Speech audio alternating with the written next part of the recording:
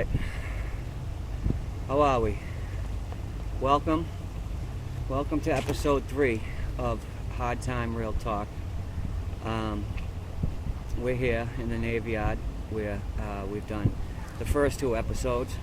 I got a special guest for everybody. He's somebody I did a lot of time with. He's a good guy. He's a friend of mine. He's got a lot of intuition. He's a smart kid. That's why I wanted to bring him on. He's got a lot to share about a couple things I want to bring to light. Where, like I said, I don't know if I did share. We're here in the Navy Yard, and it's a beautiful day. We got the backdrop. I'll show you. We had to have the camera a little lower. I'll show it behind us afterwards. We got the beautiful skyline of Boston right behind us. The best backdrop in the podcast world we have here. So without further ado, I'm gonna send it to my co-host today. But why don't you just introduce yourself and just tell us a little about you, where you're from, your experiences. What brought you on today? What you kind of want to share and get into? My name is Matty DaCosta. I'm from Dorchester, but I've lived all over. I grew up in the foster care system, group homes, institutions, stuff like that. I went away to my first group home, my first foster home when I was 13 years old, and that kind of set my life on the trajectory that it was on for the next 25 to 30 years. I basically... Autofocus this. What is it, smudged? Sorry everybody, there we go. Alright, yeah,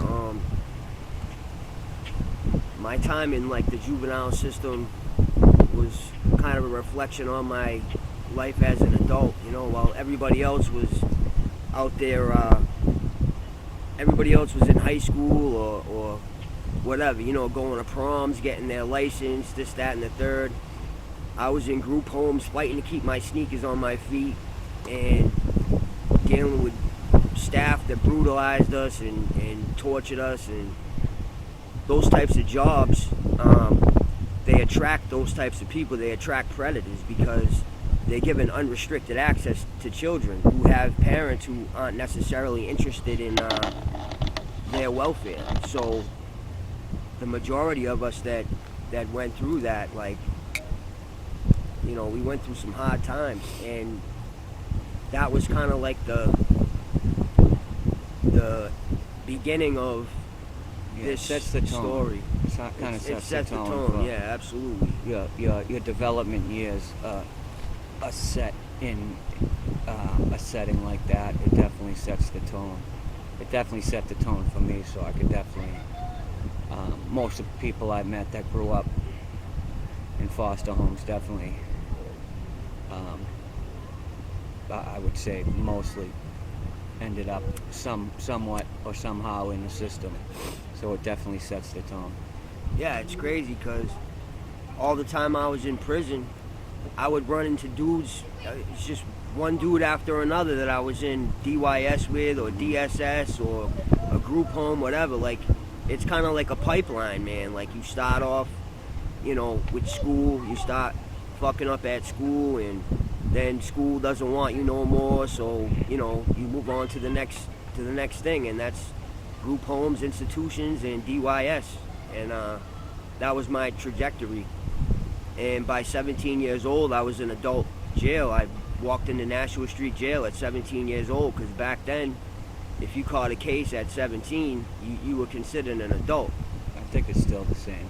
Yeah? Yeah, it's still the same. Well, you still are in DYS till you're 18, but if you catch a case after your 17th birthday, you get arraigned as an adult.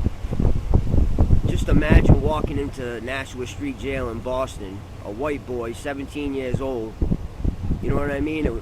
In a sea of, black and brown people that kind of just, a lot of the times in the county, they look at white dudes as like weak, you know what I mean, like prey. So you had to just be that much more live and you know, And for extra. for the people sorry to cut you off, the people that aren't familiar with Suffolk County, with a Democratic county, where in the prison system in the county, to use the word, and I'm going to use the word, if you're a Caucasian in the system, you're the nigger. Yeah. You know, it's a reverse type of racism. Reverse roles, Yeah, you definitely take on a reverse role. Just to kind of paint the picture for the people that aren't familiar with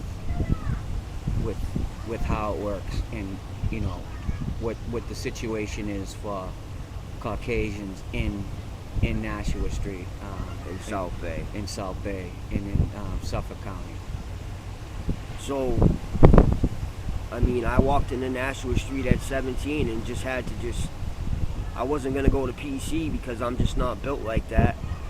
I mean, at the end of the day, I'd rather, you know, die on my feet than live on my knees. So I just, you know, did what I had to do. And that first stint in Nashua Street and South Bay kind of like set the tone again. You know what I mean? Like, here we go. I'm an adult now. Now this is my life. You know what I mean? And then I got out when I was 18, and I was basically homeless. I really had nowhere to go because I had been estranged from my family, my friends, from being in the system so long. And I was sleeping on people's couches here and there, but like at 18, I found myself homeless in downtown Boston. So like, I had no education, no jobs, training, nothing. So I just had to like survive. And I started off going to South Station, telling people I was trying to get to Florida and asking for money. And then like, you know, a couple weeks of doing that, and people look at you with like scorn in their eyes, like you're a piece of shit. It makes you angry, and you're like, yo, you know what? I'm just gonna stop asking and start taking. Mm-hmm. So then I started boosting.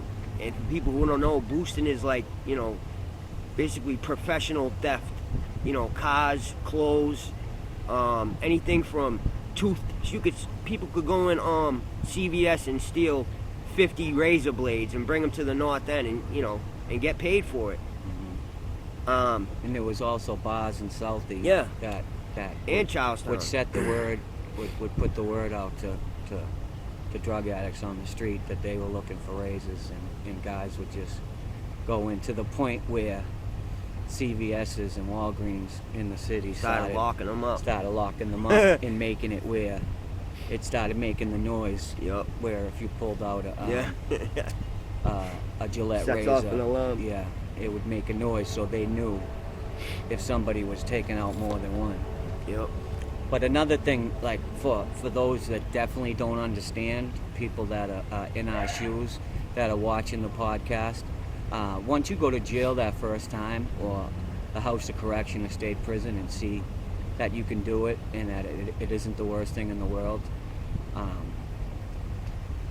consequences, like it makes it that much easier to go out and commit a crime. You become numb to consequence. Yeah, the consequences aren't the worst thing in the world, because you know it's something that you could do. It's something like, you know, the guys are there, and it's just, you know, there was good guys back then, a lot of good guys that were in, you know, I could say back in the early 2000s, late 90s, in South Bay, in the state prison system, and it really wasn't as bad as it is nowadays going back. So it's once you tell yourself it isn't the worst thing in the world, and it really wasn't, the consequences just really aren't that bad. Going out and committing a crime really, you know, becomes that much easier.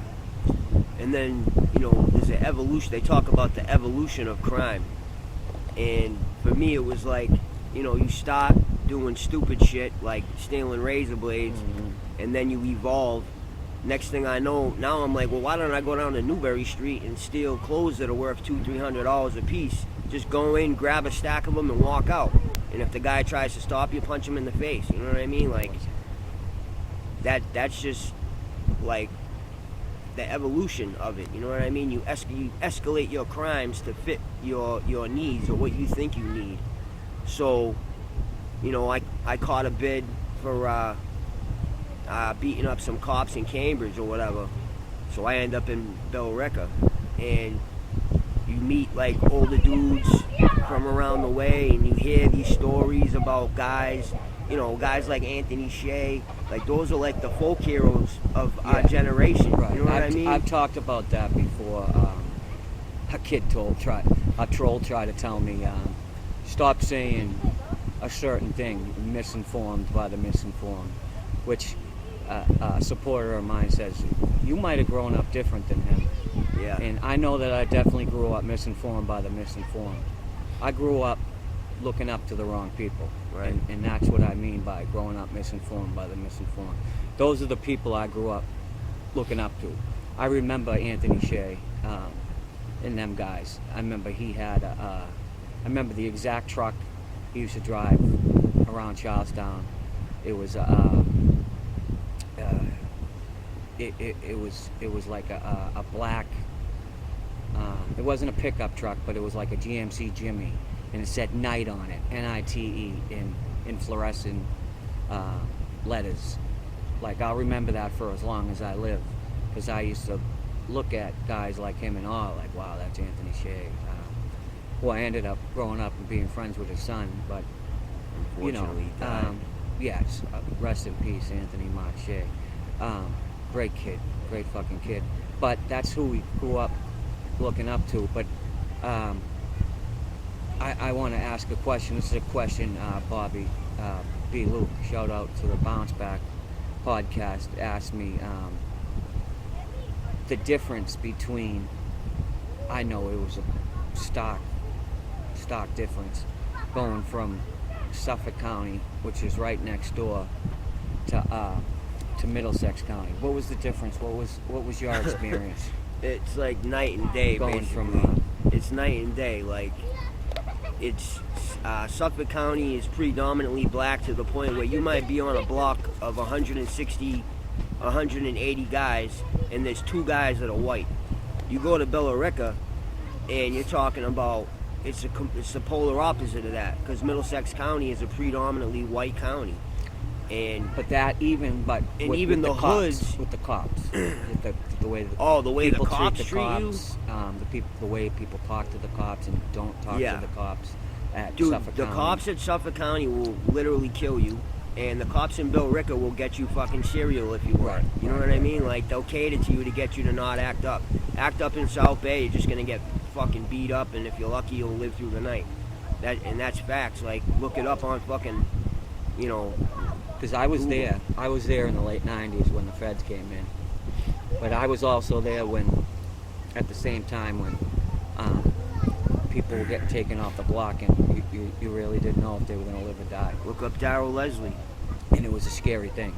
Do you know what I mean? It was a really scary thing. Like you were very afraid to even have to move on somebody if you really had to, because the search team would just come in, and just for the sake, depending on their mood, you never knew what they were going to do.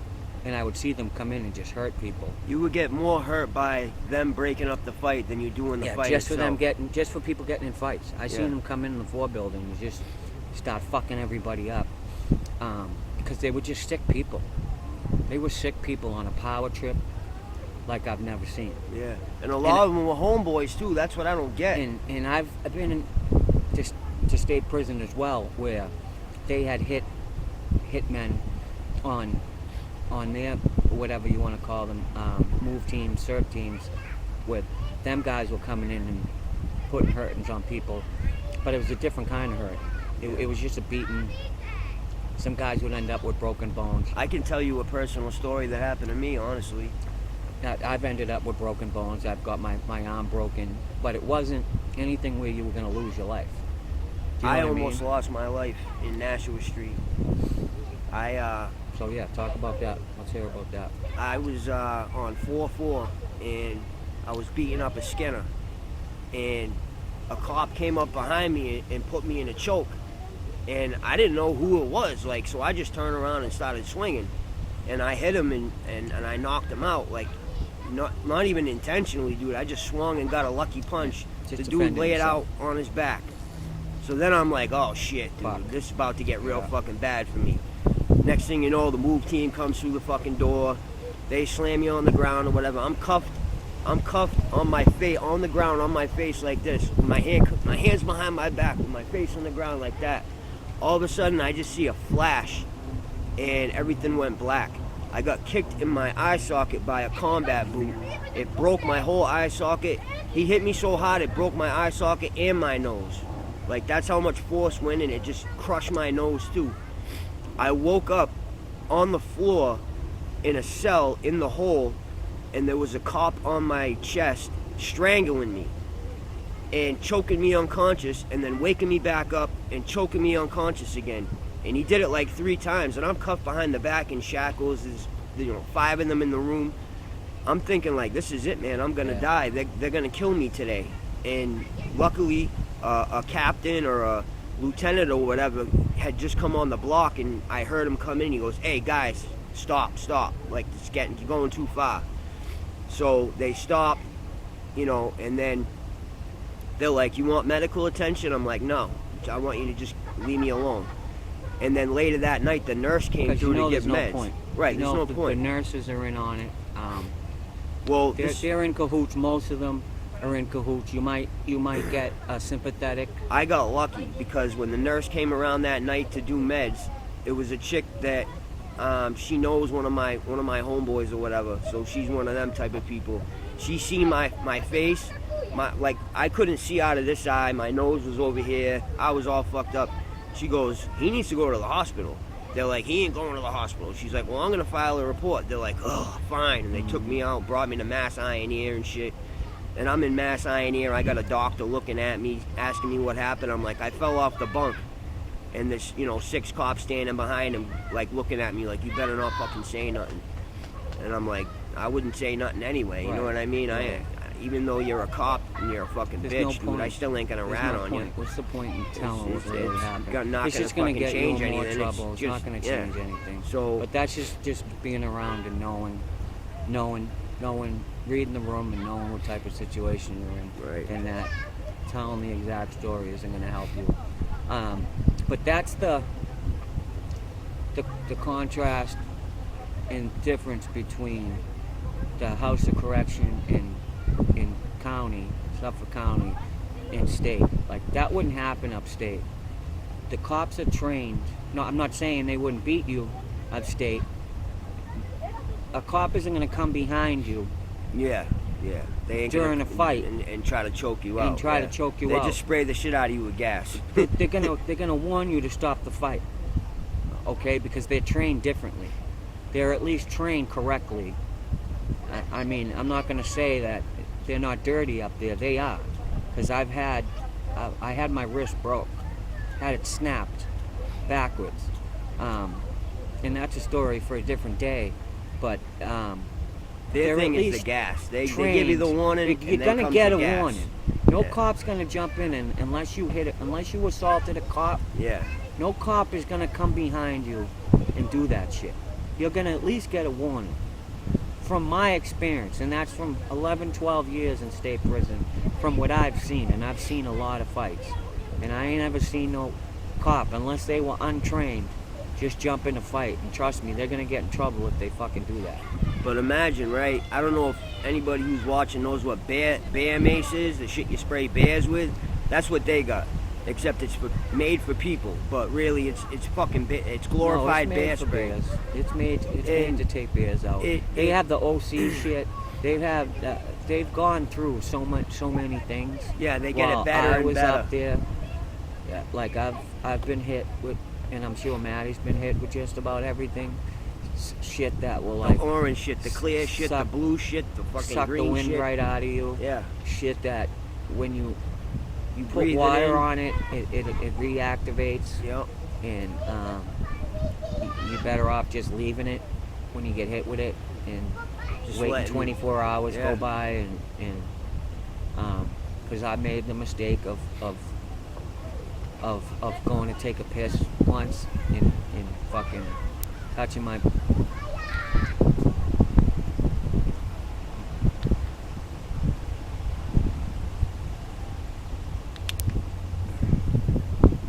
touching my prick with it, and it fucking, I'll never forget. It was after the thing with after I went to Sea Wing, and I still was concussed kinda, so I really wasn't thinking. What was it after the thing with Schultz? Yeah, and I went to take a piss, and I was like, oh my god, and I got hit with so much gas. Both lieutenants out there gassed out. They used all their gas, so they had, basically hit us with all the gas they had in both canisters. So we were fucking had gas all over us. So when I went to take a piss, I had touched my prick, which is,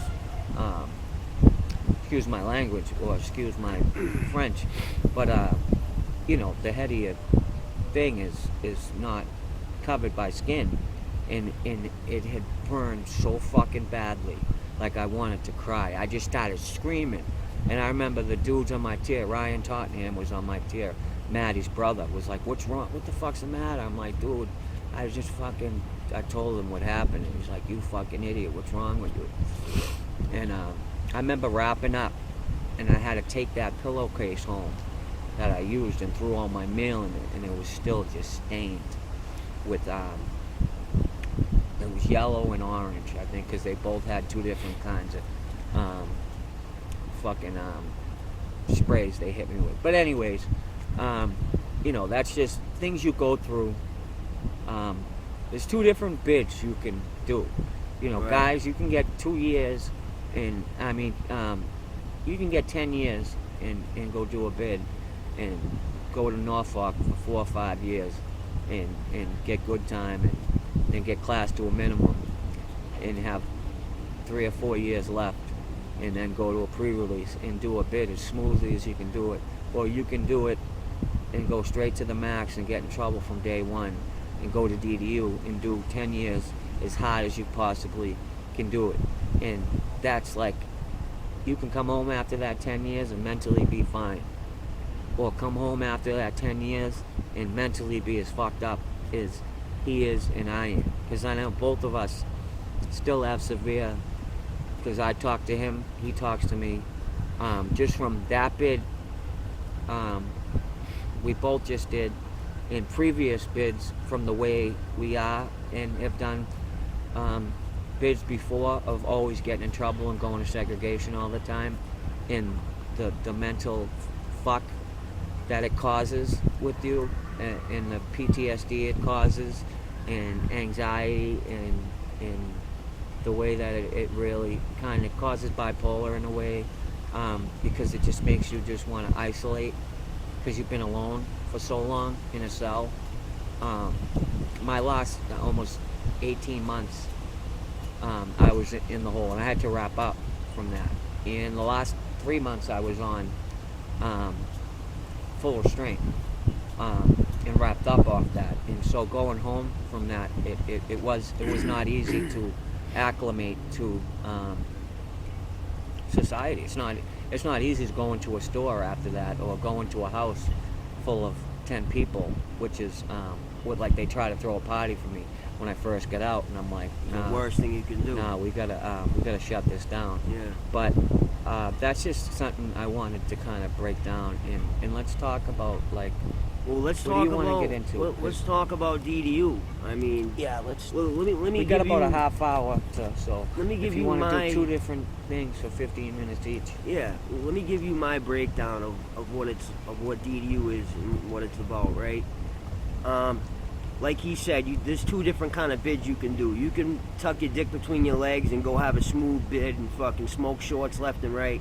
And I mean, there's nothing wrong. Like, there ain't nothing wrong with it. If you're a person who's respected, right?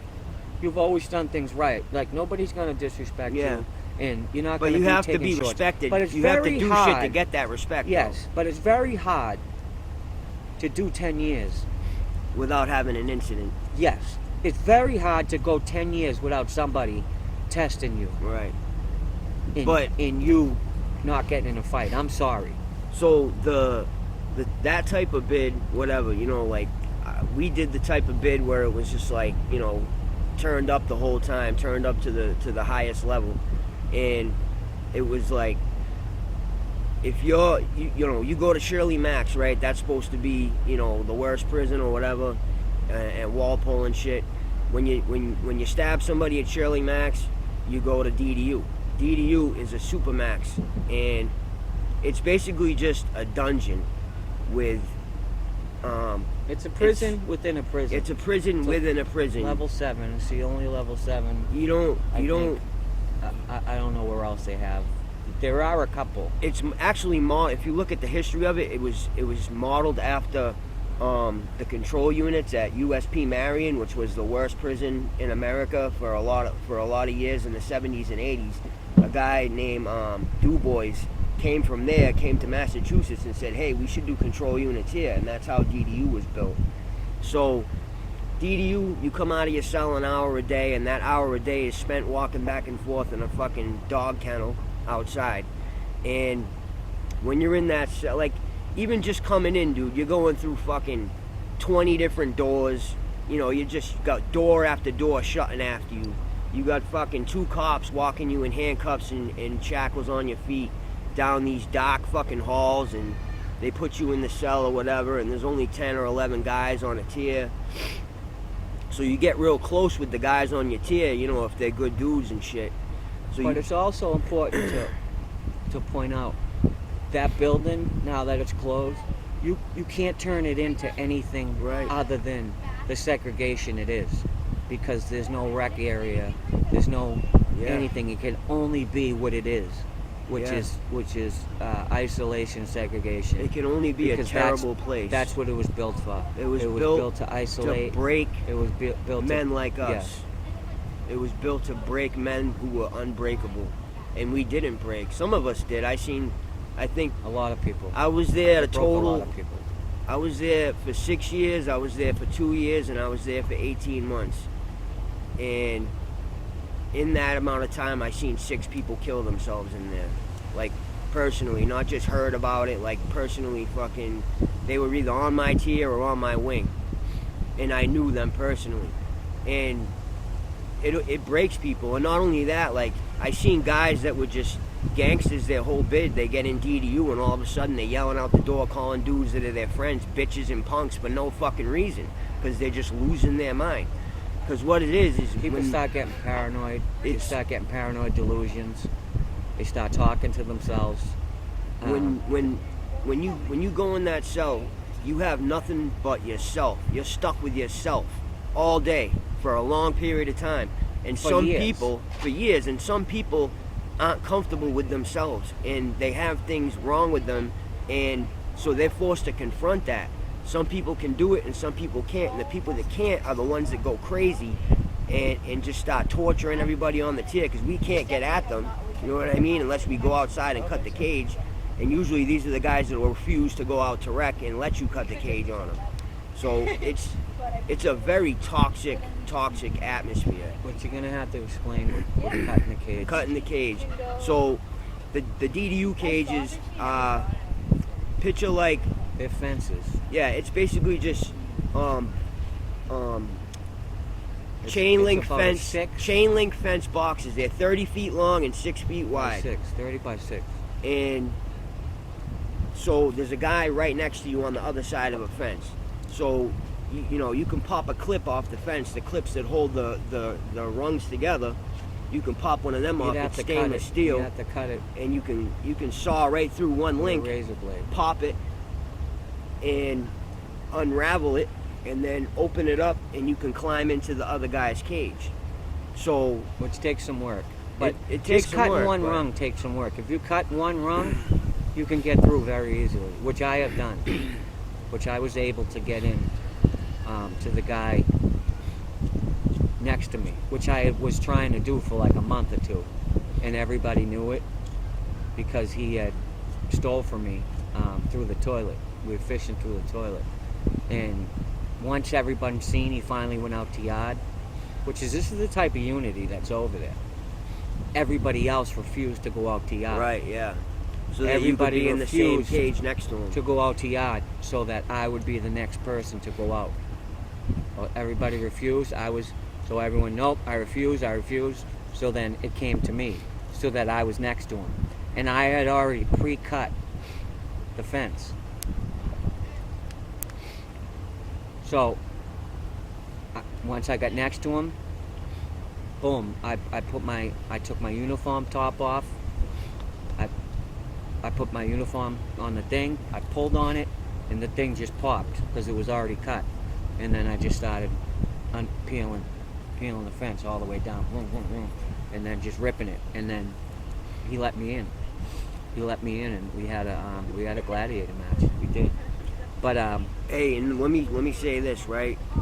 These cage matches you see on TV with UFC and shit, them cages are made for people to be smashed against them. They're padded, you know what I mean? The cages in DDU are like fucking barbed wire, bro. There's little fucking links and sharp pieces everywhere. Like, bro, you get in a fight in that cage, you're gonna get fucking cut up. You're gonna get. No one's saving you, neither. No one's saving they can't you. Come in. You're in a cage. They can't come in. They're coming and they're spraying. They're emptying cans of gas on you until you're completely covered. But they can't come come in until you cuff up. If you don't cuff up, they aren't coming in until they suit up, and that takes a long time. The fight's gonna be well over. There's no rescuing you. There's no. You better hope that no one has a knife or is trying to kill you. Because and that's like I did the same thing on C-Wing. Over in fucking 10 block. I did the same thing on C-Wing, and I fought this kid Ace. I had a knife. I snuck a knife outside, and he seen me tying it to my hand before I came into the cage, and he was like, "Yo, I'm not letting you in the cage unless you get rid of that knife." Now, if somebody doesn't let you in the cage, there's nothing you can do. That's some bitch shit, some PC coward shit. But like, he didn't want to get stabbed, so he's like, I had no other choice. I wanted to fight this kid so bad that I put the knife in my sneaker and I went in and fucking fought him, and I didn't get to stab him. Yeah, sometimes you gotta do what you gotta do. You gotta do what you gotta do, man. But if you want to get, you want to get what you gotta get in, But sometimes that's just part of, saying you're gonna do something and just doing it, and then nobody can say otherwise. But like some people just don't get, like, you win some, you fucking lose some. Yeah. Some people think you gotta win every fight, and they're the people that take shorts and have to get rescued in fights. It's the craziest thing. Guys that take shorts and people have to jump in and save them. Think they have the right to talk shit because you don't win a fight.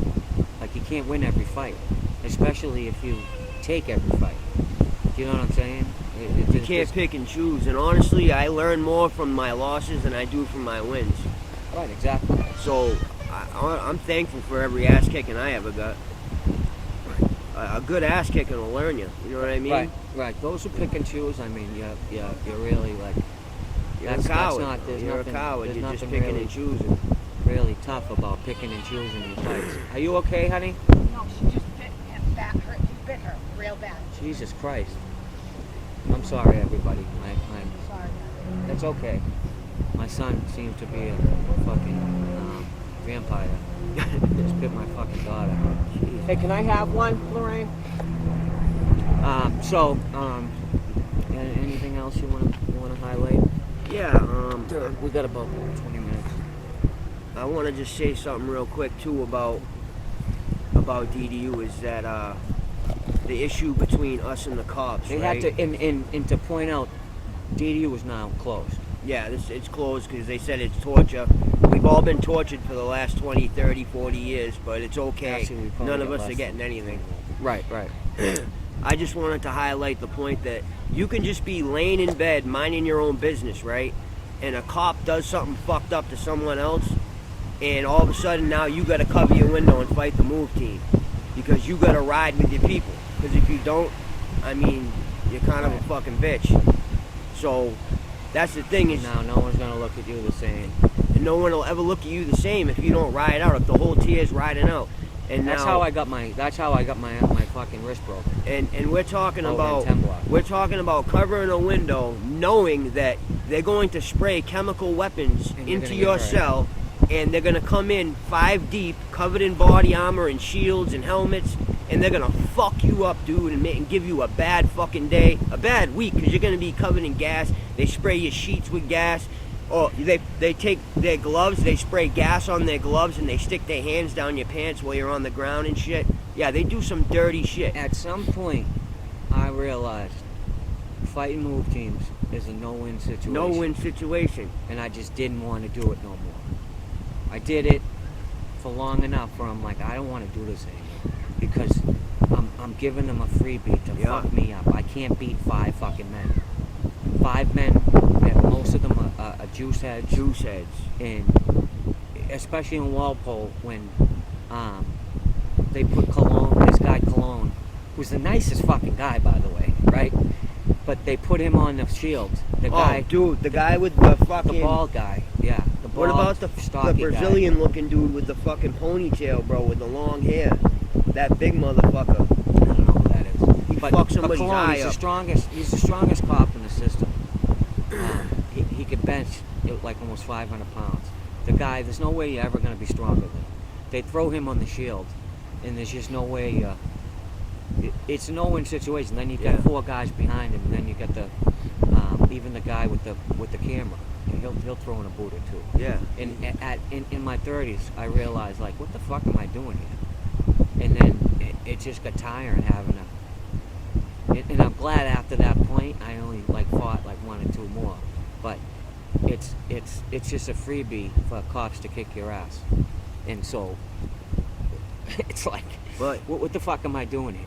let's talk about the wine cellar briefly. Yeah, the wine cellar is another hole that I've been to a bunch of times. Matty himself has been to. It got closed down a while ago. Got closed down before we went into it. Because it was considered uninhabitable by human beings. Yes, but they would open it up every once in a while. This was in Billerica House of Correction. It was called the Lower Report. The original name of it was Lower Report, as he just said, and it was underground in the basement, and you couldn't tell if it was night or day. The cops control the light, the walls, right? so they could shut controlled off your everything. light and leave you in complete darkness. You can only have a pencil and a Bible down there. Well, how about this? I was mean, down of all there. holes I've been to, this definitely was the worst. I went definitely down see there. it. I went down there because I broke a cop's jaw down in Booking, and I ended up going upstate for it. I went down there for 6 months. They broke both my fucking arms. They ripped my shoulders out of the socket, tore my rotator cuffs, right? Threw me down there, naked, with no mattress, no blanket, no sheets, in an empty cell in complete darkness for almost 6 months, dude. Imagine sleeping naked on a metal slab in complete darkness with bugs crawling on you for 6 months. And I just got denied disability because, I ain't crazy. You know what I mean? Like, come on, bro. Really? Like, the shit they've done to me, they should be fucking paying me, dude. So, we all had a different journey down there, but it was a point in my life where it was like, that might have been my absolute lowest. I was only 21, and I was going to state prison, so like I knew I wasn't getting out no time soon. I ended up doing 7 years or whatever, but dude, it's just when you don't know like if it's night or day, like that shit fucks up your internal clock. Like your brain just starts to go a little loopy, man, and like all you can hear is just metal banging and shit like that. It's just it's hell, man. It's hell. So these are the things that they do to us. I mean, admittedly, yeah, I broke his jaw and I should have been punished, but like that's not what the judge sentenced me to be punished. You know what I mean? They have a segregation. They have a segregation that they can put you in, but they do that to guys that they want to really, smack in the ass with a fucking dildo. Open up a segregation that was closed down by the Department of Public Health. and then just will keep it open for a couple months at a time and then close it right back down. Believe me, if they were taking somebody through there that was important, they're bringing them right by lower report, not telling them anyone's down there, or not showing them anyone's on the count. That's in lower report. And dude, they're gonna add you to the count in segregation. we only have an hour. I could literally sit here all You can night. only walk down up and down that tier, which is only about, I would say, 10 feet Yeah, long, yeah. and then you'd have to go. Nah, more than 10 feet because there's It 5 wasn't cells. that long. It's 5 cells. Yeah, maybe a little long, but not So much. yeah, like So 15 feet. your wreck wasn't nothing. It wasn't a wreck. It was paced And back then and forth and changed. you'd get showers at midnight, Yeah. and that was when I told one of my stories was a good. Thank God we had a bunch of guys down there. Paul Nolan. There was 5 of us. Yeah, me, Nolan, Agneta. Nolan's good to have around. We had a man. crew. Agneta was down there too. He's good wreck. The kid Cavalier, he was good wreck. Mikey Cavalier. Yeah. Yeah. So I we just had- talked to him. We had a good crew of guys down there, He's on the God Squad now. and they weren't paying attention. And even Adi Ramallo was there, Yeah. and even he laughed. So Dude, if you get Adi him to was laugh, alright, man. Like if you get Adi to laugh, Adi respected guys like us. yeah, you know that, like, even he let it go. Adi was a fighter. Adi Yeah. ran his own gym. He respected guys that fought. He didn't respect these dudes that just try to just sneak drugs in and get high on the low. Like he wanted to make their lives miserable. But guys like us, like we were predictable. If you fuck with us, we were gonna fight you, and that was it. Cops, cons, whatever. And he respected that. But They fucking ran down the tier butt naked and got us a bunch of coffee and canteen, and they let us have it as long as we ate it and drank it before we went down back to the lower report. They let us just sit there and fucking smash a couple, 3 Musketeers. What was the things they had? The Little Debbie things, whatever they were. zebra cakes. The zebra Remember the cakes. zebra cakes? The zebra Oh cakes. my We had God. some zebra cakes and fucking a Gatorade thing full of coffee. And we just sat there and smashed like the most rocket fuel thing of coffee you ever fucking seen. I picked up 13 indictments in Billerica. So In let's that jail. this is saying low battery. Let's talk about what are you doing now? I What got are you out of doing prison after this time it was 12 years. I got out in February. I moved in. Thankfully, my mother came back into my life while I was incarcerated, and we ironed out our differences, and she's been That's cool. instrumental in my success. So I live with her right now. That's good. I'm doing- Family's everything. I'm doing everything I can to try to support myself through legal means, and try to take care of her as best I can because she's getting old. Mm-hmm. My stepfather's suffering from Alzheimer's, so he can't work, and he's tough. yeah, it's tough seeing him like kind of lose his mind little by little every day. And I was lucky enough to reconnect with my girl who I met when I was 18, and I weird how started that talking. happens. Yeah, I started talking to her 3 days after I got out, man, and I've been rocking with her ever since. Like, I thought I was gonna get out and just be banging chicks left and right, Mhm. but I found one that I love, and that's it, man. That's I don't. important. That's all you need, dude. Connection. Billy, Billy Coleman, my last guest. Same thing happened with him. He reconnected with an old girl. I reconnected with my old Lorraine, girl. And I was just talking to last person I was just talking to just said the same thing.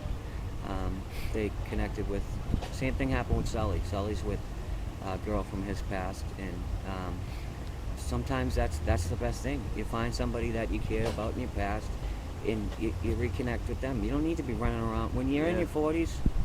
That's not when you we should have been doing that when we were doing time, but Yeah. we Exactly. we fucked around and made other choices. But you find connection in life, that's what keeps you happy. And you know what? Whatever keeps you from doing what it was that brought you, to your knees before and to make the decisions that brought you to prison, it keeps you from doing that, then fuck it. That's what I think. I found family. That's what gives me connection. whatever works for you, whatever works for all Family, my guests. girl, a couple of friends, a couple people came back into my life. My cousin. I've had a lot of people come back into my life that I hadn't seen in 20 years, man. That have been there every day, like giving me rides.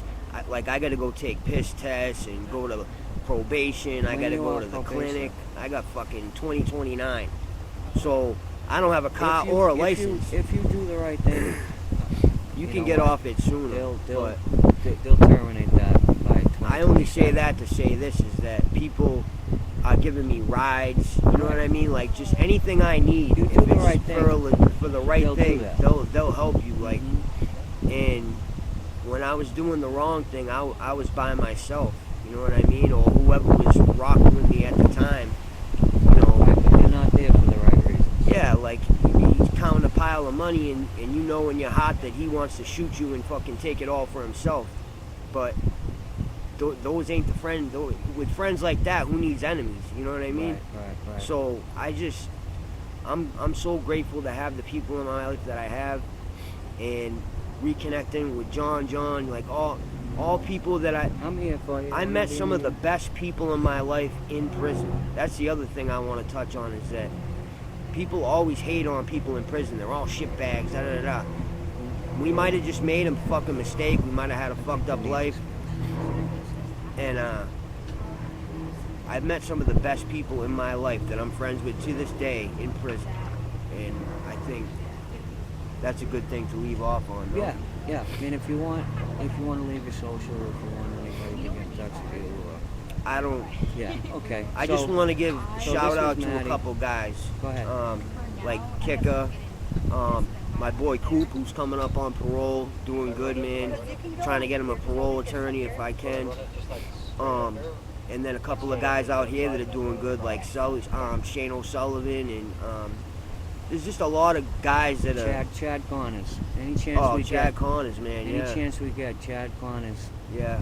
Commonwealth versus Chad Connors. We gotta That was wrong. We dude. gotta bring that was some- wrong. What bring- happened to him?